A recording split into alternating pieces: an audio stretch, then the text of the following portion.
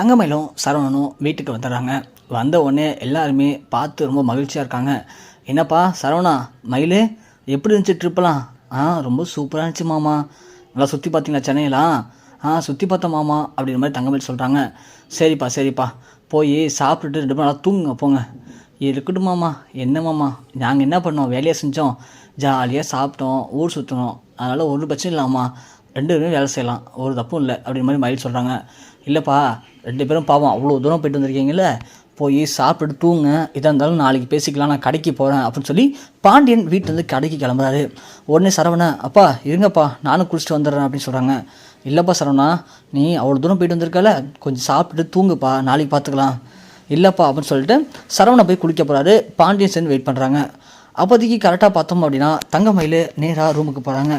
ரூமுக்கு போன உடனே மீனா ராஜுங்க நிற்கிறத பார்த்து, மீனா ராஜி அத்தை எப்படி தருக்கீங்க எல்லாம் அப்படின்னு மயில் கேட்குறாங்க. எங்களுக்கு என்னம்மா எல்லாம் சூப்பராக இருக்குன்னு சொல்கிறாங்க.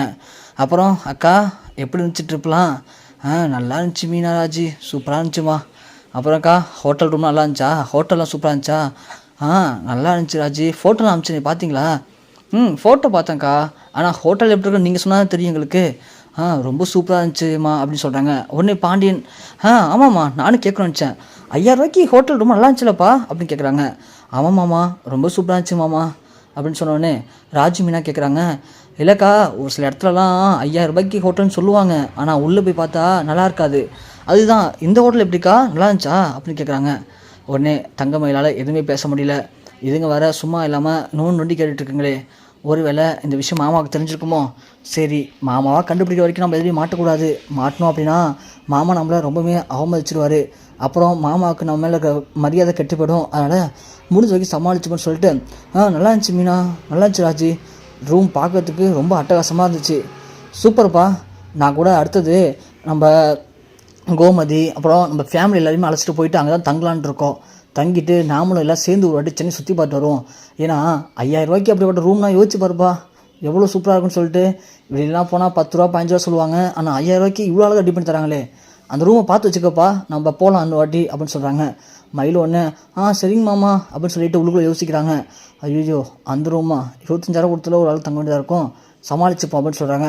உடனே அந்த செந்தில் சொல்கிறாரு, மீனா கம்முனிறேன், உனக்கு தெரியாதா, ஏன் தேவையில்ல பிரச்சனை பண்ணுற, வா கம்முன்னு அப்படின்னு சொல்லிட்டு செந்தில் சொல்கிறாங்க.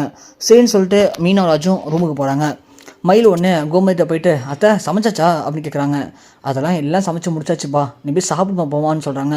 இருக்கட்டும் அத்தை, வரும்போது தான் சாப்பிட்டு வந்தோம், அதெல்லாம் ஃபுல்லாக தான் இருக்குது அப்படின்னு சொல்லிட்டு திரும்பி பார்க்கும்போது செடியெல்லாம் கொஞ்சம் வாடின மாதிரி இருக்குது. உடனே ரூம்லாம் கொஞ்சம் டஸ்ட்டாக இருக்க மாதிரி இருக்குது.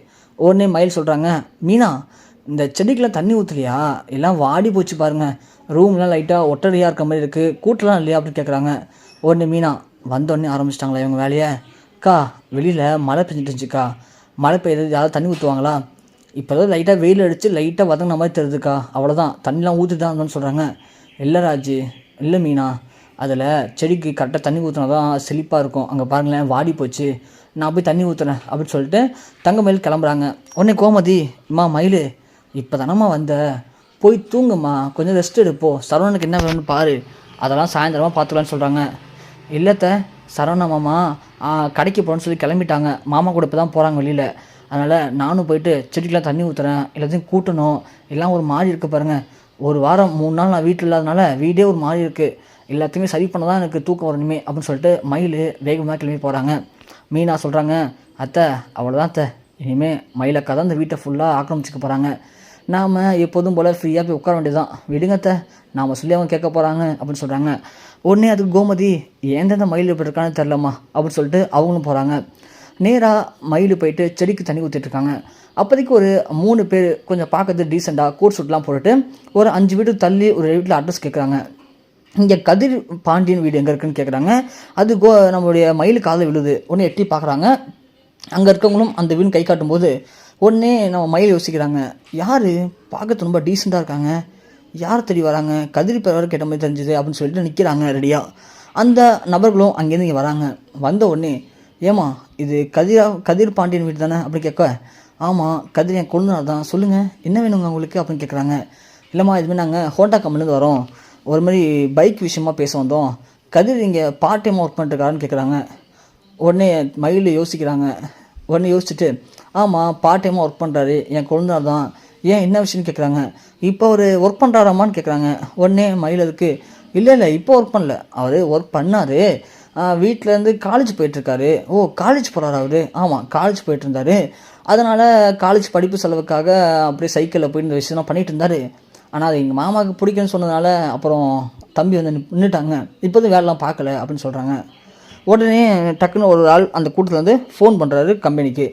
சார் இது மாதிரி கதிர் வந்து வேலை பார்த்தாராம், ஆனால் இப்போ எதுவும் வேலை பார்க்கலையாம், அவங்க வீட்டில் தான் சொல்கிறாங்க அப்படின்னு சொல்கிறாங்க. சரி சார் அப்படின்னு சொல்லிட்டு ஃபோன் வச்சுட்டு, சரி ஓகேம்மா நன்றிம்மா அப்படின்னு சொல்லிட்டு கிளம்பலான்னு சொல்லிட்டு அந்த 4 பேருமே கிளம்பி போகிறாங்க.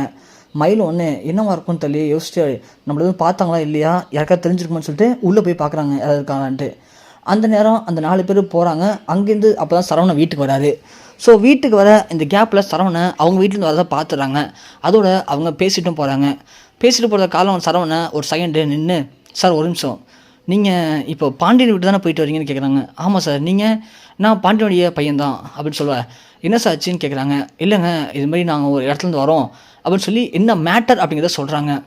உடனே சரவணன் எல்லாரையும் அழைச்சிட்டு திரும்ப வீட்டுக்கு வராரு. அந்த நேரம் யதார்த்தமாக உள்ளே போன மயில் வெளியில் வர சரவணன் இவங்க எல்லாரும் அலசுவதை பார்த்து உடனே மயிலுக்கு கொஞ்சம் கன்ஃபியூஸ் ஆகுது. என்ன அமுச்சு விட்டாங்களா, சரவணன் திரும்ப அலசிட்டு வராரு, என்னவா இருக்குன்னு தெரியலையே அப்படின்னு சொல்லிட்டு மயில் டக்குன்னு உள்ளே போயிடுறாங்க. கரெக்டாக சரவணன் உள்ளே அலசுவாரு, பாண்டியனும் பின்னாடியே வந்துடுறாங்க. உடனே பாண்டியன் கேட்குறாரு, சரவணா யாருப்பா அதெல்லாம், என்ன வேணுமா அவங்களுக்குலாம் கேட்குறாங்க. அப்பா மிக முக்கியமான விஷயம், நீங்கள் வாங்க உட்காருங்க சொல்கிறேன். பாண்டியனை உட்கார வச்சுட்டு அவங்கள பேச சொல்கிறாங்க. அவங்களும் சொல்கிறாங்க, இதுமாதிரி நாங்கள் ஹோண்டா கம்பெனிலேருந்து வரோம், கதிர்னது என் பையன் தான்ப்பா, சொல்லுங்கப்பா அப்படின்னு கேட்க, இல்லை சார் இதுமாதிரி கதிர் வந்து சைக்கிளில் போய் டெலிவரி பண்ணுறாரு இல்லையா, அதை யாரோ வீடியோ எடுத்து போட்டிருக்காங்க, இது மாதிரி ரொம்ப கஷ்டப்படுறாரு இவர் அப்படின்னு சொல்லிட்டு, அதுவும் சைக்கிள்லேயே இவ்வளோ தூரம் போய் கஷ்டப்பட்டுருக்காரு அப்படிங்கிற மாதிரி அவங்க எடுத்து போட்ட வீடியோ இப்போது ரொம்பவே வைரலாக மாறிடுச்சு. அதனால் அவருக்கு ஹெல்ப் பண்ண தான் சார் நாங்கள் வந்திருக்கோம். அதாவது நாங்கள் ஹோண்டா கம்பெனிலேருந்து தான் வரோம், ஆனால் எங்களுக்குள்ள ஒரு ட்ரஸ்ட் இருக்குது. ஸோ இந்த ட்ரஸ்ட் குரூப்பில் யாரெல்லாம் கஷ்டப்படுறாங்களோ அவங்களுக்கெல்லாம் எங்களால் முடிஞ்ச உதவியில் நாங்கள் பண்ணுவோம்.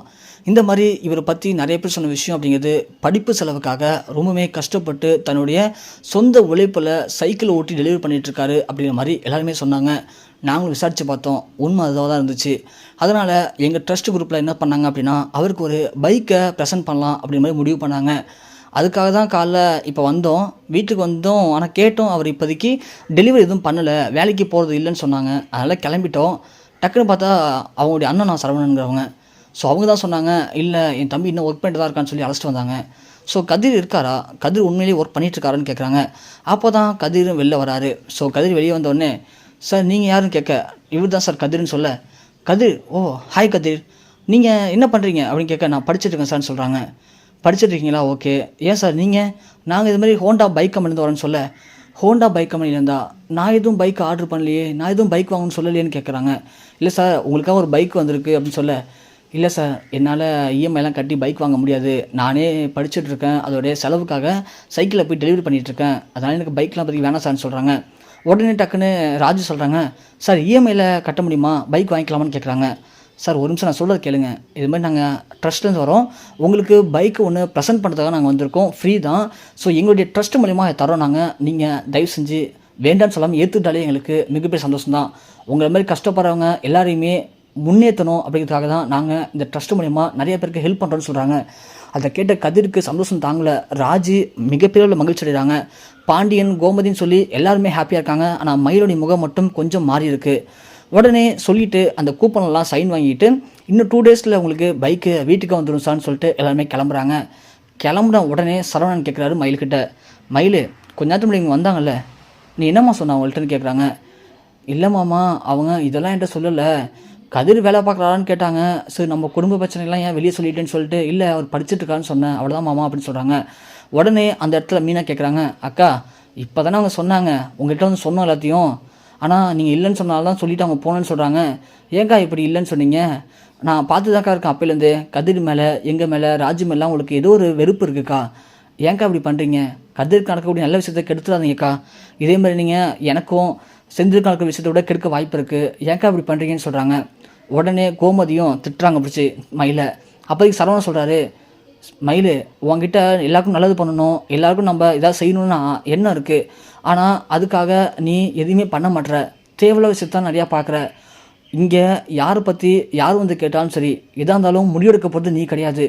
நேராக அம்மாட்டையோ அப்பாட்டையோ சொல்லு, அவங்க முடிவெடுப்பாங்க. இப்படி தேவையில்லாமல் மூக்கு நுழைச்சி நீ தேவையில்லாத பிரச்சனை பண்ணாத மயில், அது எனக்கு பிடிக்காது. இதுவே ஃபஸ்ட் அண்ட் லாஸ்ட்டாக இருக்கட்டும் அப்படி மாதிரி சரவணன் சொல்லிட்டு போகிறாங்க. அங்கேருந்து எல்லாருமே மயிலை ஒரு மாதிரி பார்த்துட்டே போகிறாங்க. மயிலுக்கு ரொம்பவுமே ஒரு அசிங்கமாகிடுச்சு. மயில் எதுவுமே பேசாமல் அப்படியே அமைதியாக கண் கலங்கிட்டு ரூமுக்கு போகிறாங்க.